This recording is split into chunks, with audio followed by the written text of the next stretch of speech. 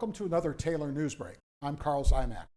Today, we're going to focus on the auxiliary with Jerry Moore and Police Chief John Blair. Gentlemen, welcome to the show.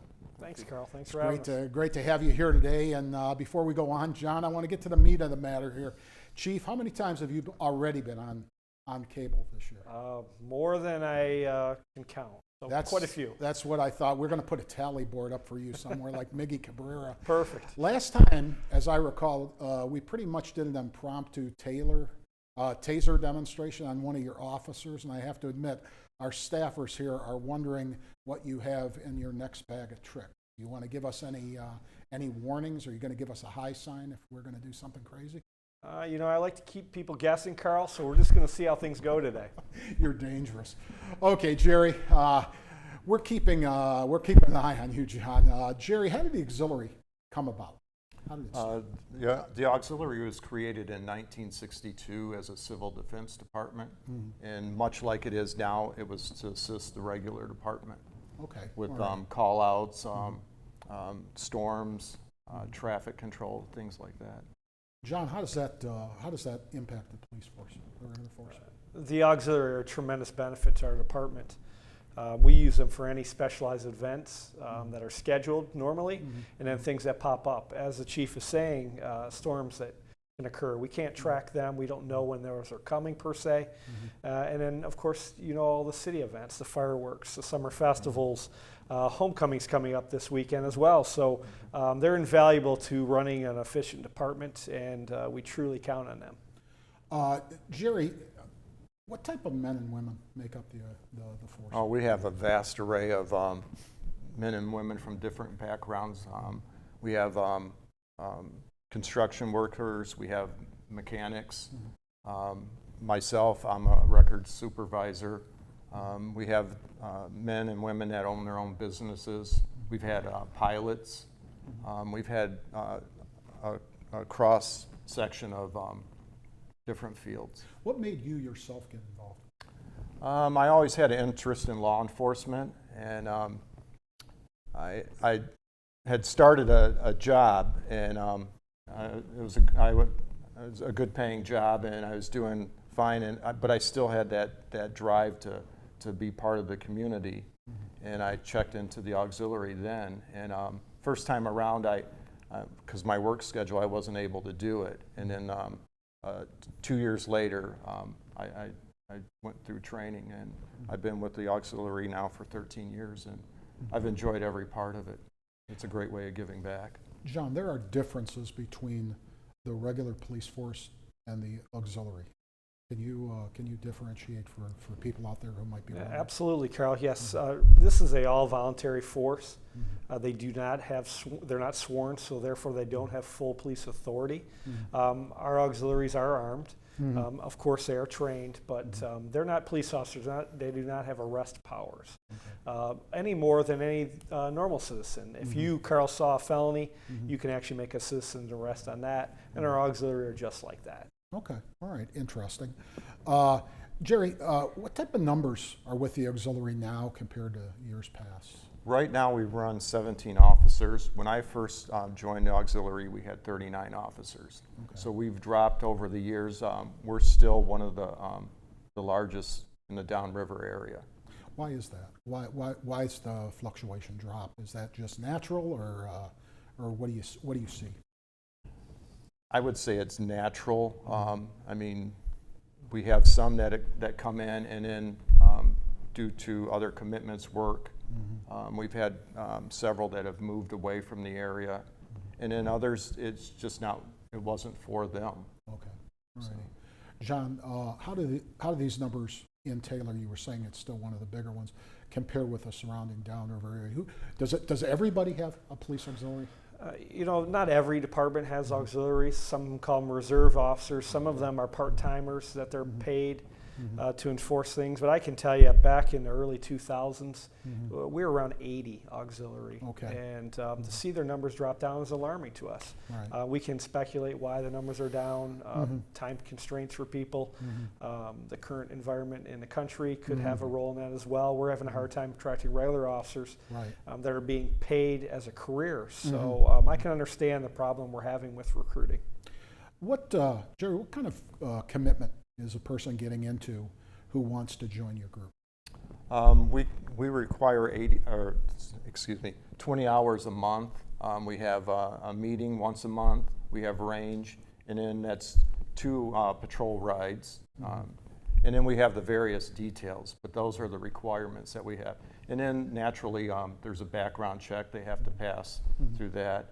Have to be good moral character, and those are the requirements. From the type of numbers that you get applying, distilled down to the people who actually get into the program, I mean, what differentiation do you have? I mean, do 50% of the people who want to be candidates get in?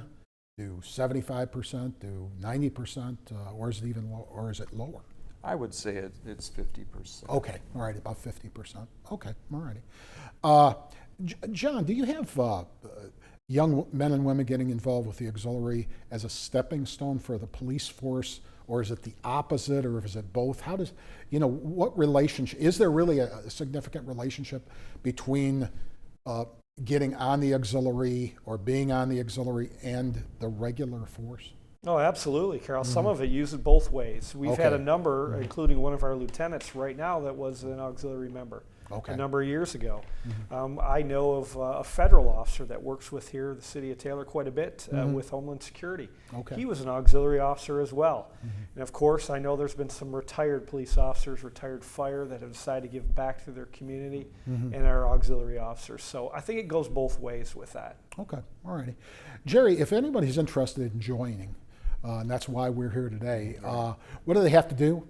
And when are they scheduled to train? Why don't you give us a training will start in February, Okay. and our training is going to be going through Schoolcraft College, and it's 16 weeks. And what they need to do is go to the city website, and you can find an application there through the police department or the auxiliary department.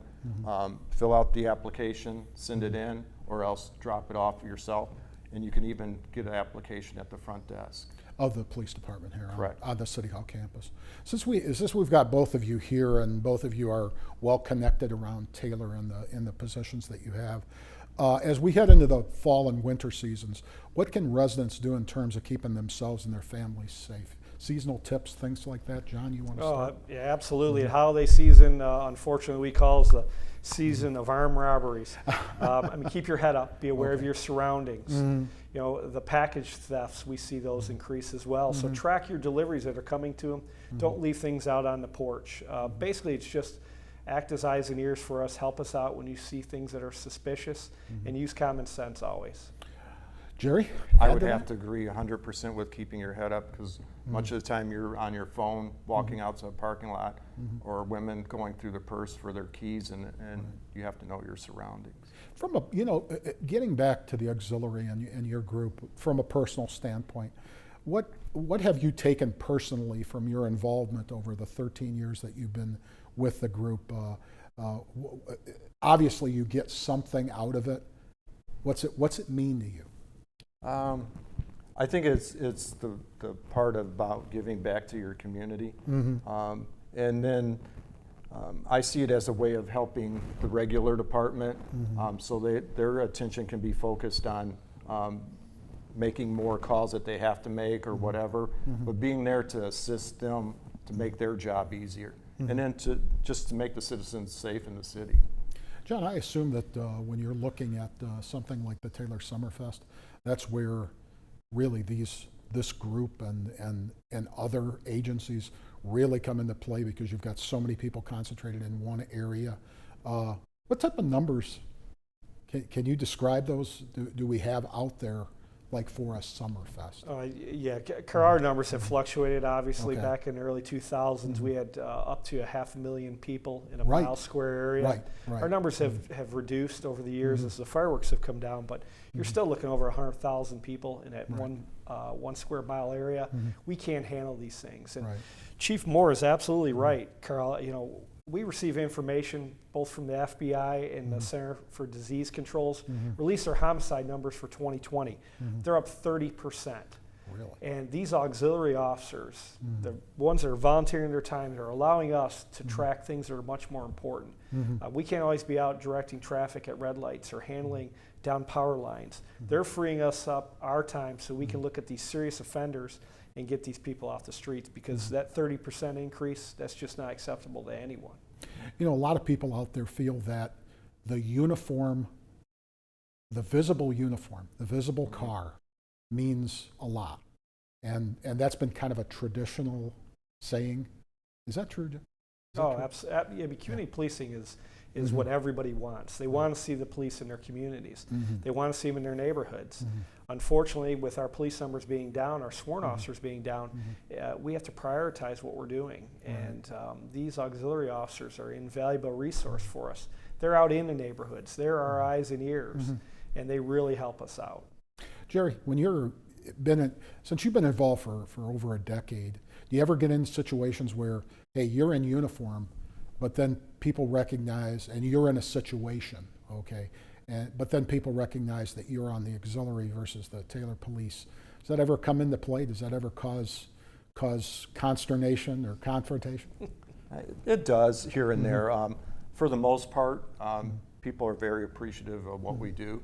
But just like with anything, you'll get like the telegraph crews, where you'll get that certain element that know what we can do and what we can't do. So they'll kind of push it to the line. But we just remember what our role is. And the whole thing is about trying to get the proper numbers out there, right, John?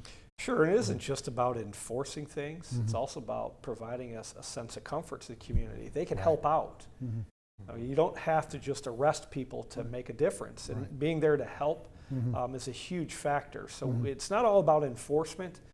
It's them being out there for a person in need, or whoever it might be, whether it's a child, an elderly person, or just anyone down the street. So incredibly valuable to us. You bring up a good point. It is all about help. Okay, at the end of the day, everybody's in essentially the customer service business, and you want your residents to be comfortable. You want them to be safe. You want to have a quality community, and having having this kind of interaction is a good thing. There's no doubt about that. Any additions you want to add one more time? How to get involved with the auxiliary? You can go to the city website and just go to the police department or the auxiliary department, and you'll find an application there. You can fill it out there and then send it in, or else print it off and bring it into the station, and we'll do the background check and go from there. Okay, fantastic. Gentlemen, it's been tremendous to have you here today. Very informative. I think the audience will enjoy it. We'll look forward to having you both on in the future. John, this is about the time when you usually pull out the bag of tricks. I can bring Samantha in here and we can taser her if you'd like. Well, I already had problems with Samantha today, so we're going to give her a break today. Okay, all right. It's called discretion today. I see. Discretion is the better portion of valor. Samantha, you're off. You're lucky today. This has been another Taylor Newsbreak for our guests Jerry Moore and John Blair, along with Joe Camilleri, Sammy Rickert behind the scenes. I'm Carl Zymak. Have a great day, and we'll see you on the next take.